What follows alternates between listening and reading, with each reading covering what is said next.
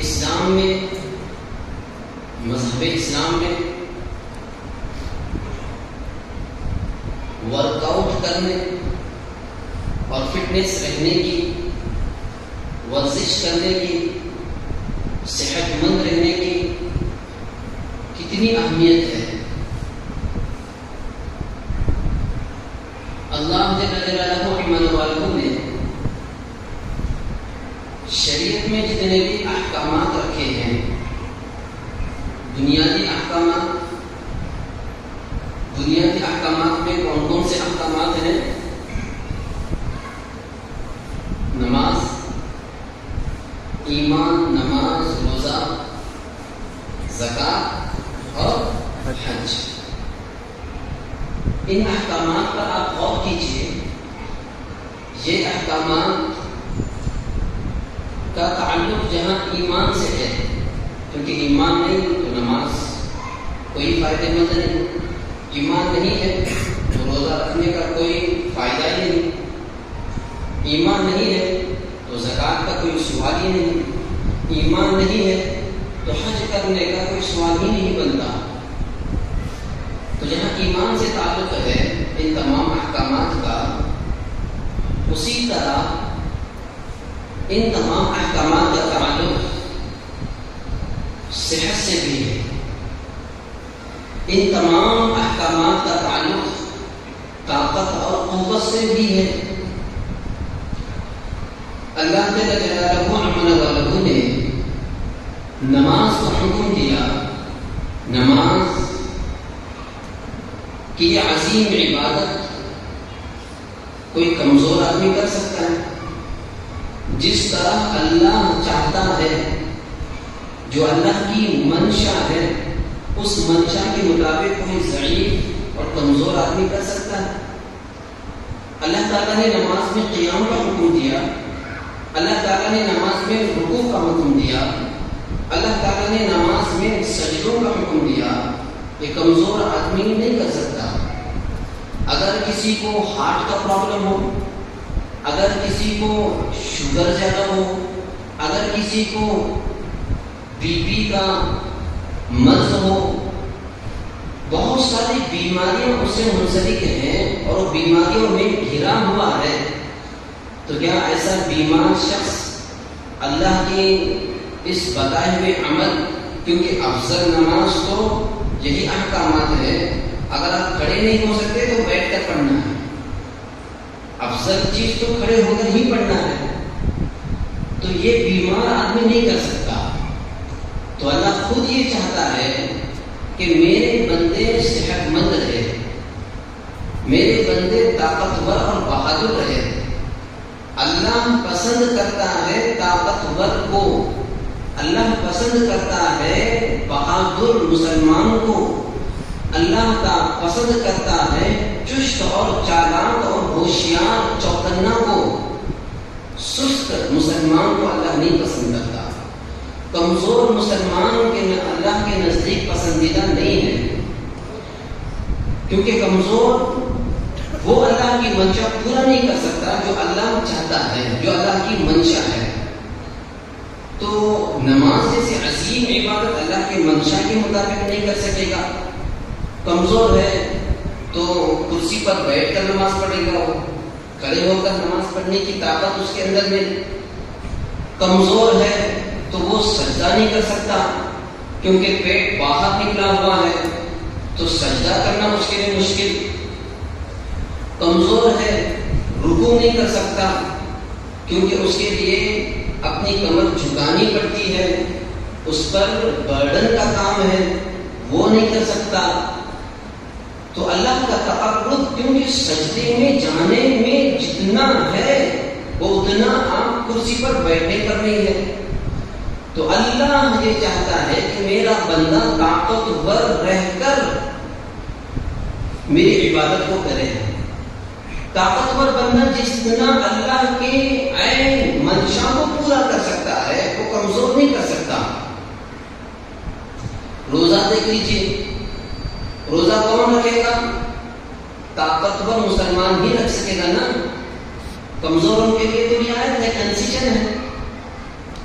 شیخ پانی نہیں رکھنا ہے، کمزور ہے، لاغر ہے، ڈاکٹروں نے مشورہ دیا ہے روزہ مت رکھو، روزہ رکھو گے شوگر چڑھ جائے گی اور پھر آپ کو جنازے میں رہنا پڑ سکتا ہے.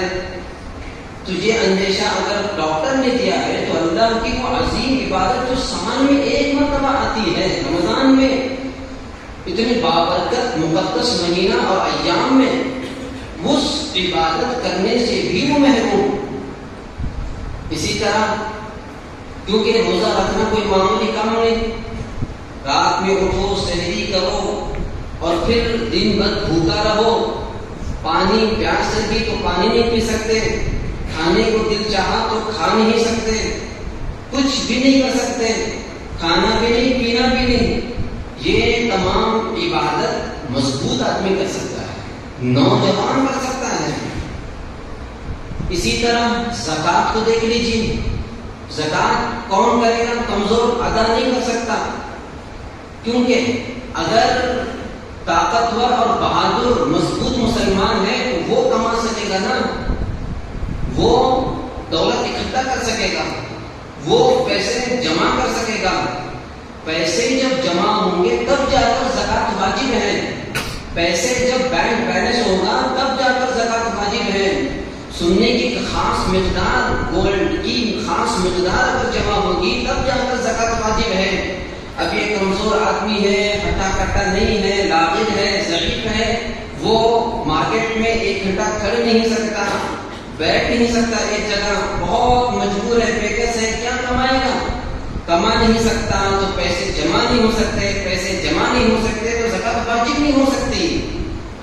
تو زکوٰۃ واجب ہونے کے لیے بھی طاقت اور قوت کی ضرورت ہے، یہ عبادت بھی نہیں کر سکتا. اور پھر حج جیسی عبادت، حج تو محض نقل و حرکت کا نام ہی ہے، پورے 7 چکر، ایک طواف 7 چکر لگانے سے ہوتا ہے، اور وہ 7 چکر مارنا، اب جا کر آپ میں سے کوئی عمرے کو گیا ہوگا، حج کیا ہوگا، محسوس کر سکتے ہیں چکر لگانا کوئی معمولی بات نہیں ہے.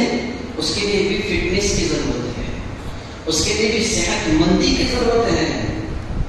تو اللہ چاہتا یہ ہے کہ میرا بندہ مضبوط رہے، سعی کرے. سعی میں تقریباً پورے سعی میں 4 کلومیٹر کی دوری اور فاصلہ اور مسافت ہے، اس کے بغیر سعی نہیں ہو سکتا.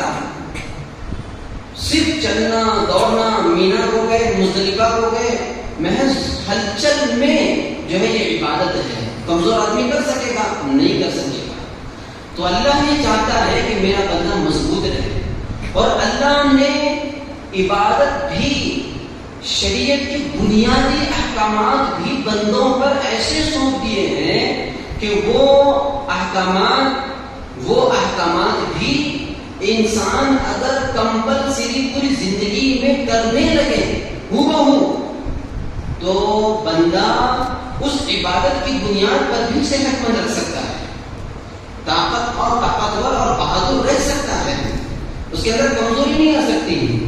فجر میں جتنی رکعتیں ہیں، تہجد کی نماز اگر پڑھ لے، فجر کی نماز اگر پڑھ لے، ظہر کی جتنی رکعتیں وہ پڑھ لے، عصر کی جتنی رکعتیں وہ پڑھ لے، مغرب کی جتنی رکعتیں وہ پڑھ لے، عشاء کی جتنی رکعتیں وہ پڑھ لے، تو پھر وہ بندہ نماز پڑھنے، رکوع کرنے، قیام کرنے، سجدہ کرنے کی وجہ سے اللہ اس کو بہادر رکھ سکتا ہے، مضبوط بنا سکتا ہے، کیونکہ اس میں بھی نقل و حرکت کا نام ہے، اس میں بھی ہلچل کا نام عبادت ہے. اسی طرح تو اس سے یہ پتا چلا کہ اللہ مضبوطی کو پسند کرتا ہے، اللہ بہادری کو پسند کرتا ہے، سستی کو، کاہلی کو اللہ پسند نہیں کرتا.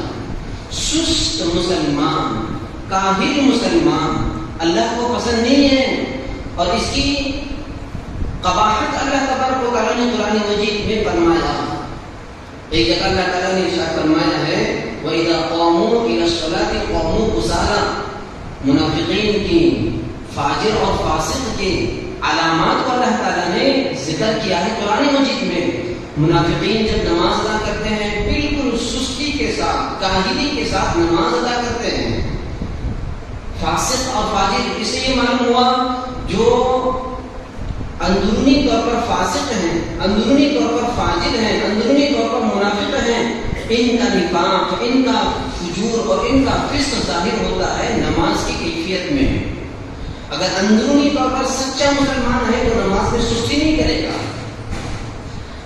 اور اس سے یہ پتہ چلتا ہے کہ اللہ ان کی ان علامات کو، ان کی ان چیزوں کو ذکر کر کے یہ بتایا ہے کہ میرے نزدیک سست مسلمان، کاہل مسلمان پسندیدہ نہیں ہے۔ اسی لیے یہ سستی، یہ کاہلی اللہ کو پسند نہ ہونے کی وجہ سے اللہ نے حضور کی اس تمام 63 سالہ زندگی میں کبھی اللہ کے نبی کو جمائی نہیں آئی۔ چھینک اللہ کے نبی کو آئی ہے جو کہ چستی کی علامت ہے، لیکن اللہ کے نبی کو کبھی جمائی نہیں آئی۔ جمائی جب آئے تو لا حول ولا قوت الا باللہ پڑھے، تو جمائی حضور کو کبھی نہیں آئی، کیونکہ جمائی سستی کی علامت ہے، اور حضور کے اندر سستی نہیں تھی، کیونکہ اللہ کو سستی پسند نہیں تھی، اور اللہ کو جو چیزیں پسند نہیں ہیں وہ حضور کے اندر نہیں ہے، جو اللہ کو پسند ہے وہ حضور کے اندر ہے۔ تو اللہ تعالیٰ نے کبھی اپنے نبی کے اندر نبی سے جمائی سرزد نہیں کیا، حضور سے کبھی جمائی ظاہر نہیں ہوئی۔ تو یہ پتہ چلا، معلوم یہ ہوا اللہ تبارک و تعالیٰ کے نزدیک اللہ اور اس کے رسول کو مضبوطی پسند ہے، اللہ کے نبی علیہ السلام کو طاقت اور قوت پسند ہے، مضبوط اور طاقتور مسلمان پسند ہے۔ پوری دنیا کی تاریخ اٹھا لیجیے، جتنی بھی دنیا کی بڑی بڑی شخصیتیں گزری ہیں نا، جو انقلابی کام کیے ہوئے ہیں، مضبوط کام کیے ہوئے ہیں، جن شخصیتوں کی وجہ سے، جن ہستیوں کی وجہ سے، جن لوگوں کی وجہ سے علاقے کے علاقے تبدیل ہوئے، ان کے اندر بیداری پیدا ہوئی، ان کے اندر جوش پیدا ہوا، ان کے اندر ولولہ پیدا ہوا، ان کے اندر ایک پوری تبدیلی، زندگی کی تبدیل آئے، ٹرننگ پوائنٹ میں